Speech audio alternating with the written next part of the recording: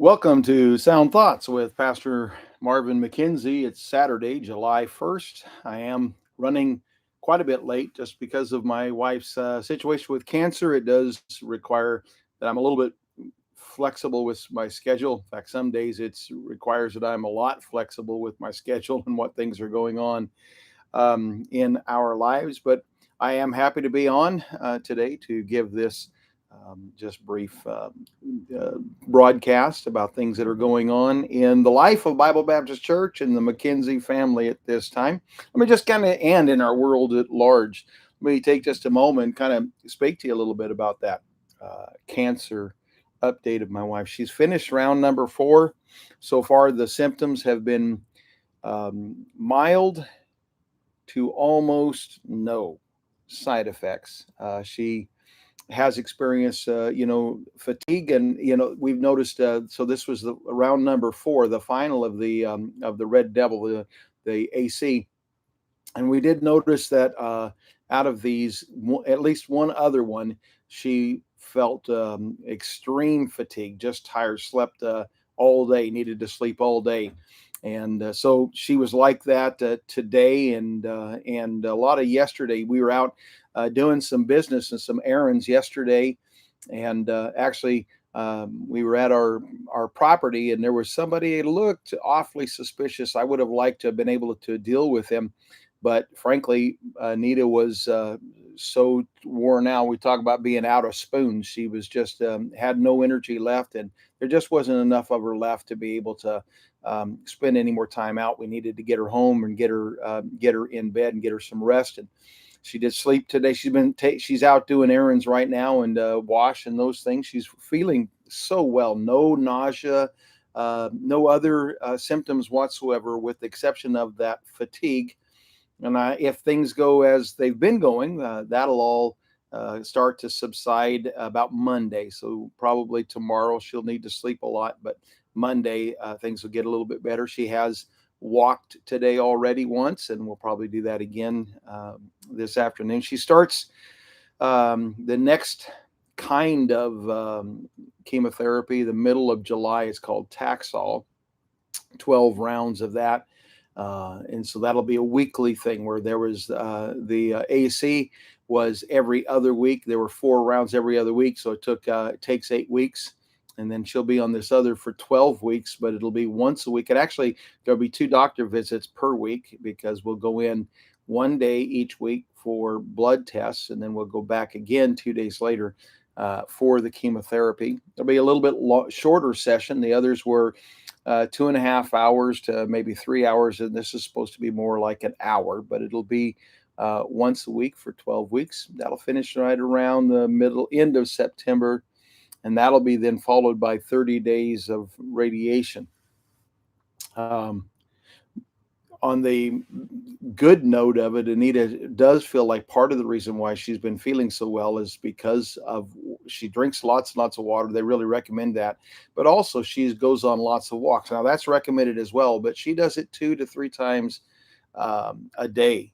Most days, couple of days, it'll be one time. Like tomorrow will be Sunday. She'll only go on one walk, and then today yesterday she went on one walk. But my boys were talking to a work associate and about how well their mom is doing, and turns out that this work associate has a relative who's fighting cancer, and also and the chemotherapy is going really rough. Lots of pain, very rough on him. Well, this work associate took and heard my boys talking, and he called up his relative and told him about my wife. A couple of days later, he called back and to the boys and said, "Listen, my relative started walking just 2 days. I just started walking 2 times a day, and he said it has improved his quality of life and his level of pain tremendously." So it really does work, and thankful for that. Well, tomorrow, talk about Sunday. Yeah, tomorrow. And so church will be our July the 2nd. So we'll have our Independence Day celebration tomorrow. I am going to be speaking in the morning. Sunday school lesson will be the only wise God, only wise. And God only is wise. The conflict between the wisdom of this world and the wisdom of man. One of the reasons why we face so many disagreements and so much of a challenge today is because everything in us wants to be able to believe we are wise. And the day you eat this fruit, you shall become as gods, knowing good and evil. One of the real Christian position is that only God is wise. And if we would rest in that and lean on that, but the world, even Christians who have worldly influences, kind of want to lean on the wisdom of men. And so there is a controversy that comes over there. And then I'm also going to, during the morning service, 11 o'clock, I think I'm going to be preaching out of Hebrews in chapter number 11, verses 13 through 16, about a better country. I love the United States of America. I'm so very thankful that God placed me in this country. It's a great place to live. But we see some real problems happening here. And, a person can get disappointed and panic and really start trying to fight, for the country. But we as Christians, we seek not only a better country, we seek a heavenly country. And so Protestants, Catholics, they all talk about a religion that makes for a better world or a better country. We as Christians, we seek something that is not only better, but it is heavenly. I'll be speaking about that tomorrow. Speaking about things going on in the government, our world, gas prices are soaring here in Washington State. Governor Inslee's climate policies, he wants to create a better world, and his all-wise government climate policies are ruining the quality of life for Washingtonians as our prices are going up and just almost everything. Food is up, I think, 35%. I think that's nationwide. But gasoline is going up like crazy. We're the highest. Washington State now has the highest gas in the nation, I believe. We lead the nation in gas, certainly the gas taxes and all of that.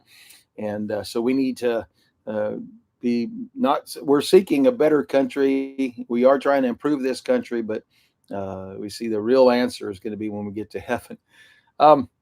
Just thinking, talking about the Catholics and Protestants versus Baptist positions and so forth.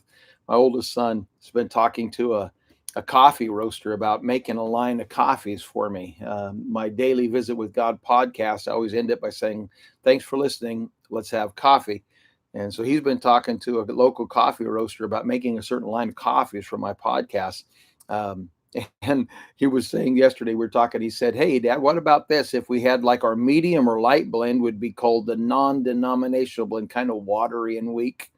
And then we'd have a Catholic blend that would be tea, not coffee at all. And then we'd have the dark blend, that would be the Baptist blend, full-bodied and robust. And so tell me what you think about that kind of a thing and see how that flies with everyone. I don't know if we're going to actually be able to accomplish that or not, but I would like it. It'd be kind of fun to be able to have a line of coffees for the Daily Visit with God podcast. Matters of prayer. Would like to ask you to continue to pray for my wife as she battles with this cancer. She is doing so very well. But, the goal isn't just to survive chemotherapy. The goal is to eradicate the cancer. We'd like to ask you to pray about that. Pray for a lady by the name of Mindy Fredrickson, I think it is, or it might be Fredericks.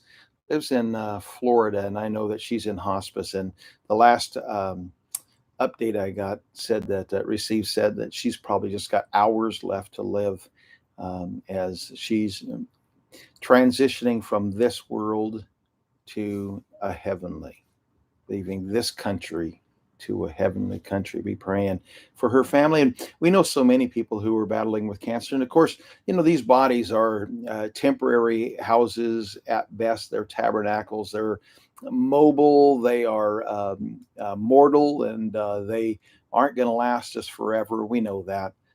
And our goal really isn't to live forever in this body as it is. Our goal is to come to that place where our exit strategy is realized, and God takes us to that heavenly home. But as folks and families endure and go through these trials of the transition. Be praying for them. And then also continue to pray for preachers tomorrow. Pray for preachers tomorrow, regardless of what subjects they will be preaching, whether it's in those parts of the country where we're going to observe the 4th of July or somewhere else in the world. Um, every preacher tomorrow, every Baptist preacher, regardless of subject, will be urging his audience to seek a better, a heavenly country. Pray for those men as they do their work. I do want to remind you that I've created a line of products on teespring.com or spring.com. A line of products. Just like search out my name, Marvin McKenzie. There are all sorts of things that I've got. Things that are related to my wife's battle with triple negative breast cancer. Some other things. Also, I've added more books to my Amazon page, and you'll be able to encourage it and get into some of those books. They might be a blessing and a help to you. The links for the Amazon author page and the teespring.com are down below in the descriptions down here. You'll see those. You're going to see a link it really has for the Bible study series from Amazon, and that's set up as there's one link for the entire series. You can buy them individually, but you also would have the convenience to be able to order the entire series if you'd like. And then there is a link for that uh, program called Coffee, an opportunity to support this effort to reach a world of souls with the Word of God. We've had I appreciate that there have been some good gifts given lately, and many of those gifts, again, have to do with trying to meet the needs of the financial needs with my wife and her cancer. And God's blessed, really has. And we don't believe that we're going to have any real struggle, any real battle, unless something surprising happens. And, you just don't know what the future is going to hold. But pray that for us about that, and thank the Lord for His care and His watching over us and meeting our needs.